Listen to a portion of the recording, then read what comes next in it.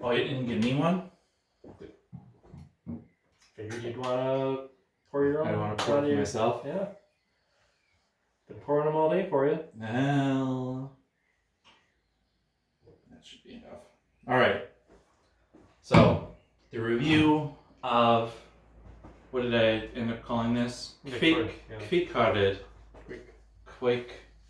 There's the Kveik. There's controversy on how you pronounce that. Like, Well, not for Norwegians. There's no controversy, but they'll totally get on your case if you're not pronouncing it like they think you should be pronouncing it. I've been told it's quick. Oh, I would say it is Kveik or Kveik. Yeah. Yeah, but anyway. Yeah. The Kveik. The Kveik. Yeah. So this is the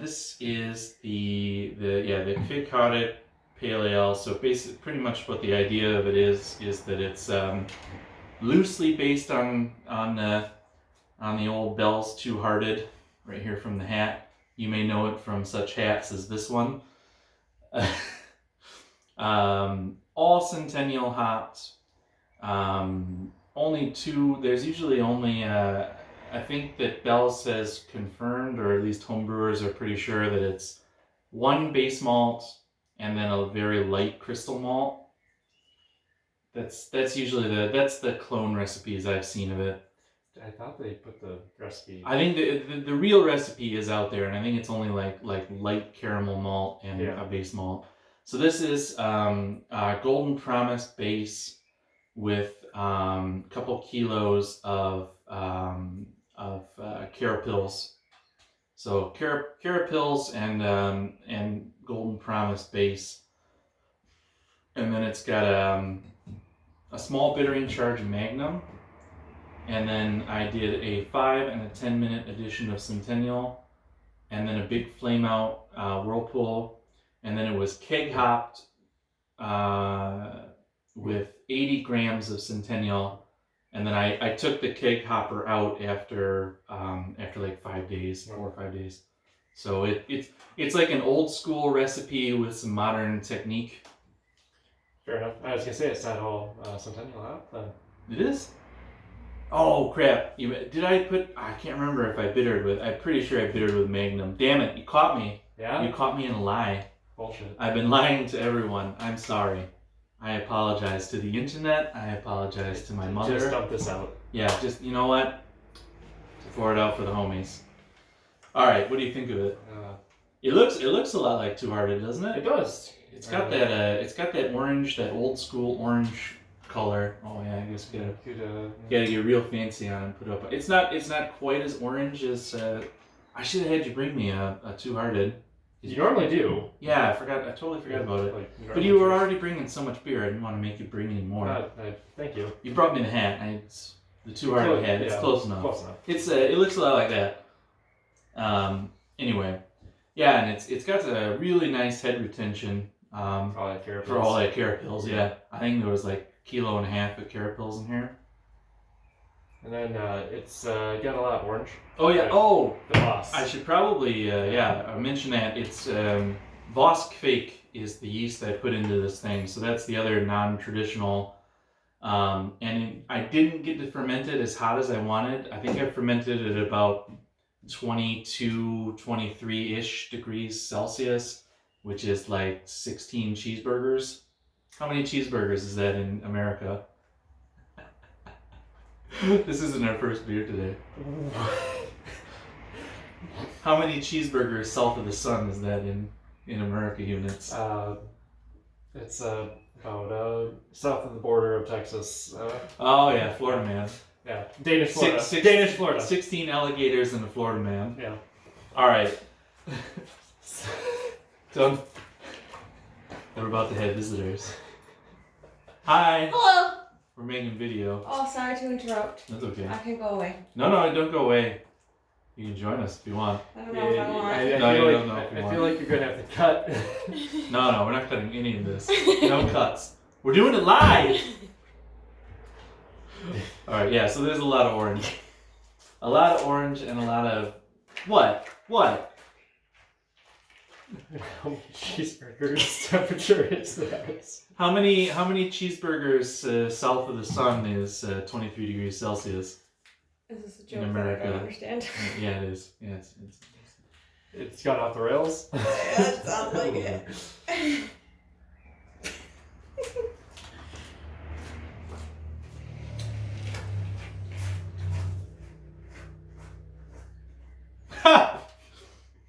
Yeah, so it's crazy amounts of orange, and then not as crazy as the other one that we'll get to in some other video. But it's very orange. Not that kind of danky grapefruit that you usually get from Centennial. Yeah, the Centennial is really muted underneath that orange. It is for sure there though. It's got that old school, it's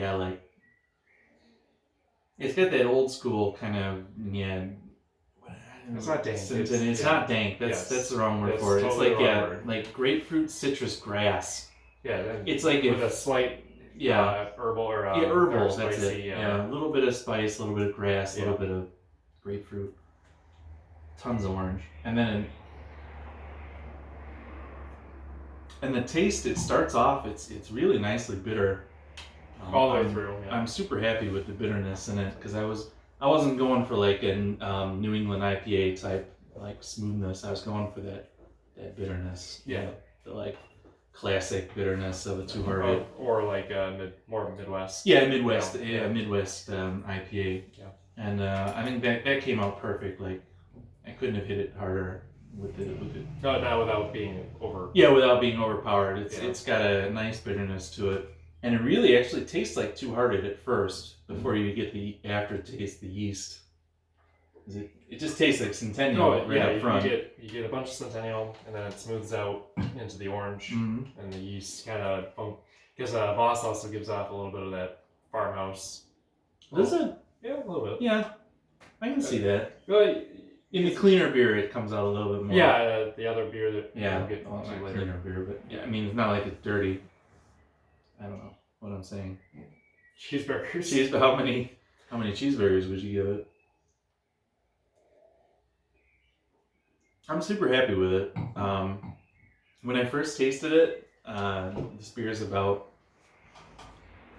It's been in the keg maybe a week and a half now. Altogether, it's probably about a month old. When I first tasted it, my first glass, I was kind of like, oh man, now I've just like, I basically made a two-hearted pale ale, and I really didn't get much of the yeast, but that was like right after I took the keg hopper of Centennial out. So it's settled in a little bit. I also thought it was way overcarbonated. I was drinking it overcarbonated too. The carbonation has settled in, and I think that the Centennial has mellowed a bit, so now it's just a really cool combination. Yeah. I mean, I was worried that the Kveik wouldn't come through at all, that the Voss would be totally gone, and I had just wasted a really nice yeast on, or a nice yeast character on, like just getting blown out with old school hops. But I think it actually came out really good. Yeah.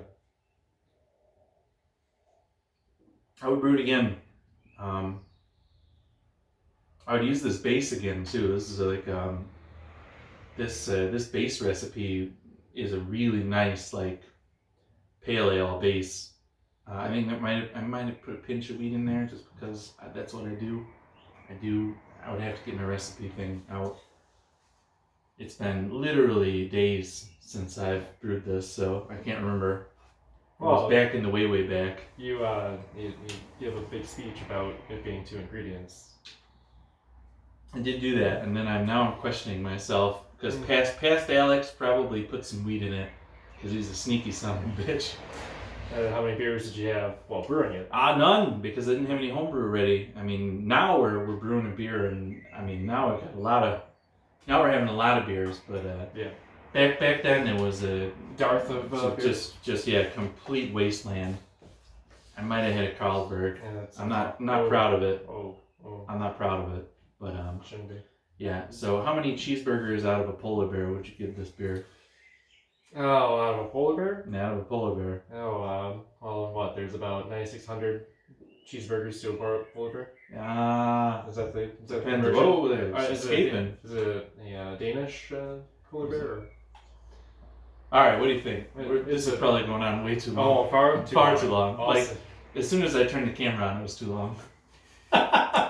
You might again. You might just want to cut this off. Yeah, I'll edit it down. Just cut it out. Great beer.